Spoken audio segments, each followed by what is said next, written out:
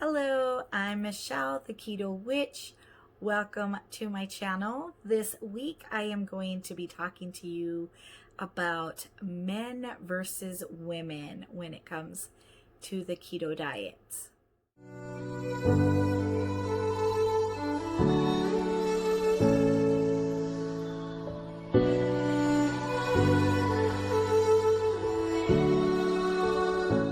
So I wanted to talk to you about this battle that goes on between men and women.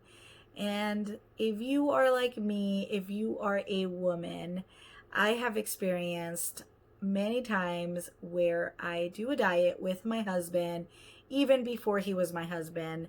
We did diets together, and he would always lose so much weight compared to what I was losing. It can be very frustrating. We're always wanting to lose the same amount and maybe even more. It can get really competitive.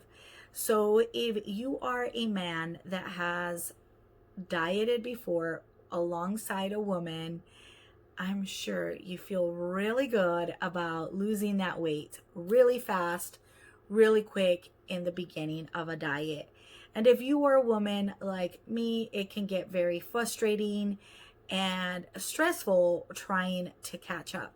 Sometimes we even tend to quit because it seems like we've either hit a plateau or we've even gained more weight. I do want to talk to you and give you some reasons on why maybe that is happening and encourage you to stick to the diet because eventually you will catch up. So women tend to lose weight a lot slower than men. And I don't want you blaming the keto diet for this. It happens with any types of diet.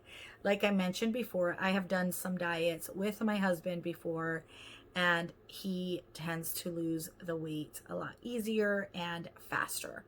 So with any diet, you will see that happening. And the reason can be because men typically have more muscle mass than women, so they burn more calories. There's many reasons why women struggle more with losing weight than men do. So let's go over those. Okay, so one of the reasons why it's harder for women to lose weight at the same time that men do is because of hormone imbalance. If our estrogen or progesterone is imbalanced, it will cause our insulin sensitivity to also be unbalanced. And this makes it harder to lose weight and easier to gain weight. So I've said it before, I'll say it again. Go see a doctor before you start your keto diet. One of the reasons is that you can actually ask for a hormone test.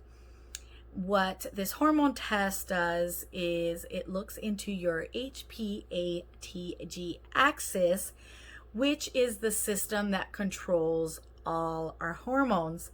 Now, I could tell you what HPA-TG stands for, but I would be butchering the pronunciation of it, so I'm not even going to try. Basically, this test can check any hormone imbalances and see if you need to take in less carbs than it is suggested. So for example, I currently take 14 grams of carbs is my limit per day.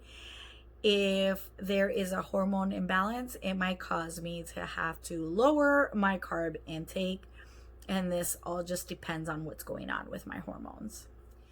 So another reason why you might be having a harder time losing weight or keeping up with that man in your life that's losing weight alongside with you or that is dieting alongside with you is due to genetics.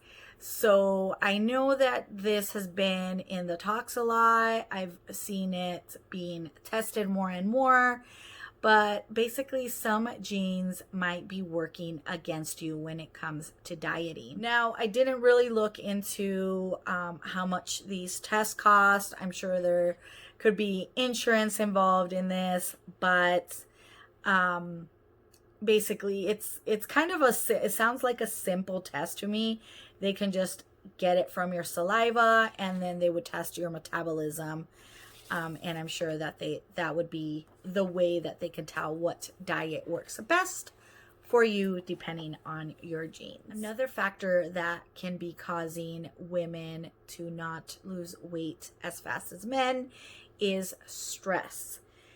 It is consistently reported that women have higher stress levels than men. Then you're starting a new diet. It can be really stressful, especially when you're doing it alongside a man that's easily and quickly losing weight.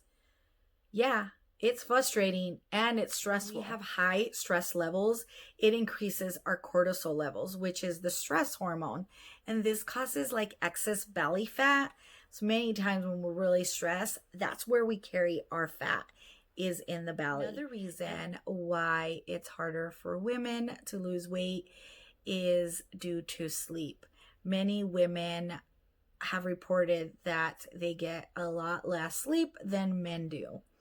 So if you don't have a good sleeping schedule, I would definitely look into that. Maybe create a morning routine where you get up at a certain time every day and be really consistent with it. And then also making sure you're going to bed at the same time. Create that habit. I spoke about habits on my previous video, and you can really get into doing a sleeping schedule for yourself, getting consistent with it, going to sleep on time, getting at least 7 hours of sleep will help you get the sleep requirements and reduce stress and have more energy for the next day. I do have some great news for all you women out there. Tests have shown that about after 6 months, weight loss evens out between men and women. So if you stick to it, even if your weight loss slows down or you hit a plateau, eventually your weight loss will even out and maybe surpass your male partner. Now, I do want to encourage you to not see this as a battle of the sexes. If you are doing a diet with a male partner, I greatly advise for both of you to be motivating with each other. I know that when my husband wanted to do the keto diet, I wasn't fully on board, but after I saw his success with it, I got encouraged. And instead of feeling really down when I wasn't losing as fast and as much as he really was very motivating and told me to keep on going. I kept really strict, and it did take me a little bit more than 6 months to even out on our weight loss, but it did happen. And just motivating each other is a lot better than fighting over or feeling down on yourself. If you are doing this diet alongside a male partner, I do really encourage you guys to both be accountability partners, encourage each other, and just don't give up. Maybe even join some support groups. Thank you all for watching this video. Don't forget to let me know that you want me to continue doing keto videos. Subscribe, share, and turn on notifications so you can be notified when I do post my new videos. Thank you all. See you next week. Hypothalamic pituitary adrenal thyroid gonadal axis. Hypothalamic pituitary adrenal thyroid gonadal axis. Hypothalamic pituitary adrenal thyroid gonadal axis. HPATG.